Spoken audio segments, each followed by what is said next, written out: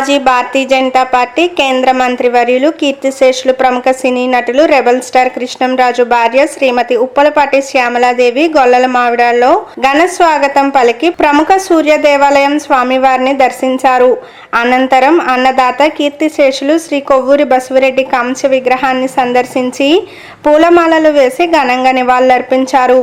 ఈ కార్యక్రమానికి నల్లబెల్లి సుజాత, నల్లబెల్లి అనుదీప్, వి రమణ, విగ్రహదాత చింతా దొరబాబు, మాజీ స్పీకర్ ఓఎస్సీ పడాల సత్యనారాయణ రెడ్డి, నల్లమిల్లి మాచరెడ్డి, కర్రి సూరారెడ్డి, సబ్బెల్ల అమ్మిరెడ్డి, మాజీ chamber president Venkanna Babu, Manda Rajareddy, Medapati Tata Reddy, Padala Ammireddy, Karri Ramasubba Reddy, Dwarampudi Jagadishwar Reddy, Medapati Ammireddy, Sabbella Sudhakar Reddy, Sundarapalli Sudhakar Babu, Pampana Nagaraju, Chinta Dorababu youth and friends మరియు సుమారు 200 మంది పాల్గొన్నారు.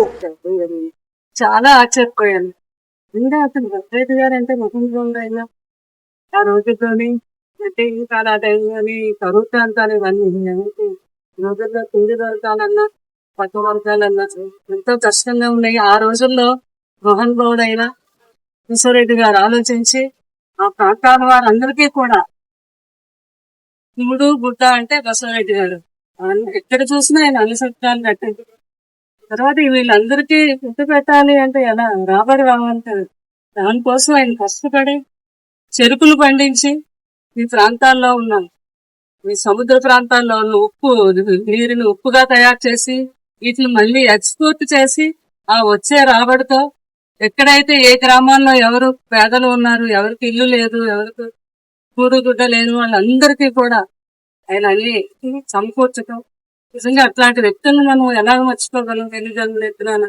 అట్లాంటి మహానుభావుడి గురించి మన దొరబాబు గారు ఆయన ఇంకొక టీంని ఏర్పరచుకొని మహానుభావుడు విగ్రహం ఇక్కడ తత్వం అనేది ఈ గొల్లల మామిడి ప్రజలందరూ ఎంతో తీర్మానం చేసుకున్నారు.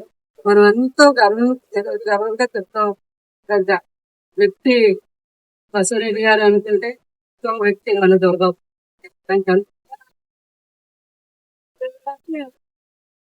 మహానుభావుల ఉనికిని మనం మర్చిపోకూడదు. తరాలకి కూడా ఆ ఉనికిని మనం లిఫ్ట్ చేసుకొని తరాలు కూడా ఆయన స్ఫూర్తితో అలా తయారవ్వాలి.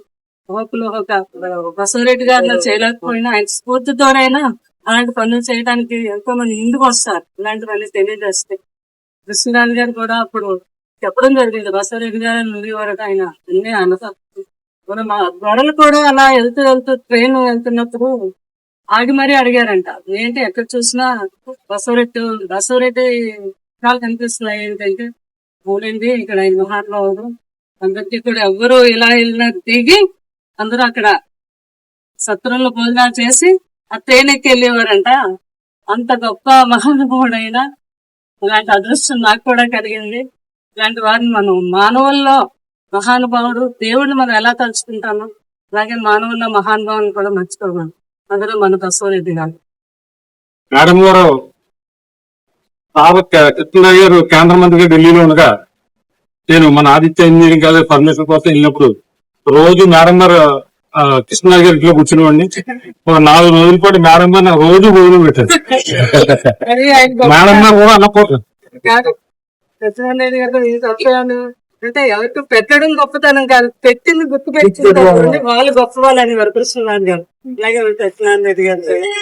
అలాగే ఈ విగ్రహం గురించి మొట్టమొదటి మన ఊరి పండుగ రోజు దొరబాబు నాకు ఫోన్ చేసి ఏమంటే సాయంత్రం ఇలాగ విగ్రహం ఆవిష్కరణ మన ఆర్డర్ ఇవ్వటానికి వెళ్దామని కొత్తపేట అంటే సరే నేను దారిలో పౌరపాలు వస్తానని చెప్పి పౌరపాలు వచ్చి అక్కడ చిత్రం వెళ్తాం. అప్పుడు కొత్తపేటలో ఆ శిల్పి గారితో మాట్లాడినప్పుడు ఏమంటే అక్కడ ఎవరన్నా విగ్రహాలు ఏమైనా ఆర్డర్ ఇచ్చారని అడిగితే అదే బసిరెడ్డి గారు ఏం లేదండి ఇంకా వేరే ఇచ్చారు మీ నిజవర్గంలో అని చెప్పి అప్పుడు వెంటనే దొరబాబు ఆయనతో మాట్లాడి ఆ రోజే అడ్వాన్స్ ఇవ్వడం జరిగింది. ఆ రోజు నుంచి మొదలుపెట్టి ఈ బసిరెడ్డి గారి ఖ్యాతిని నాట్ ఓన్లీ ఇన్ ఆంధ్రప్రదేశ్, ప్రపంచ దేశాలు, భారతదేశంలో ప్రపంచ దేశాల్లో ఎంత మంది వాళ్ళ యొక్క బసిరెడ్డి గారి మీద వాయిస్ ఇచ్చారు, అభిప్రాయించారు. మీరు అందరూ చూశారు. ఈ రోజు కూడా అది మన ఇన్స్టాగ్రామ్ లో ఉన్నాయి ఆ వీడియోస్. అంటే బసిరెడ్డి గారు అనే వ్యక్తి గురించి ఒక ఎలివేషన్ ఇచ్చింది దొరబాబు, దాంట్లో ఇంక సందేహం లేదు. అలాగే దీన్ని ఒక ఛాలెంజ్ గా తీసుకుని బసిరెడ్డి గారి విగ్రహాన్ని ఆవిష్కరణ చాలా బాగా చేశాడు. అంచేత ఈ మామిడాడ ఈ గౌరవం ఎక్కడ వచ్చిందంటే సున్నాని టెంపుల్ ఉంది, అలాగే బసిరెడ్డి గారు ఈ మట్టిలో పుట్టడం ఇక్కడ పుట్టిన ప్రజలకు కూడా అదృష్టం. అంచేత ఇక్కడ పుట్టిన ప్రతి వాడు కూడా ఆయన ఆదర్శంగా తీసుకుని ఆయన అంటే ఉన్నదంతా దానం చేశారు. మీకున్న దాంట్లో ఎంతో కొంత ఎదుటివాడికి సాయం చేస్తూ ఆయన ఆదర్శంగా తీసుకుంటే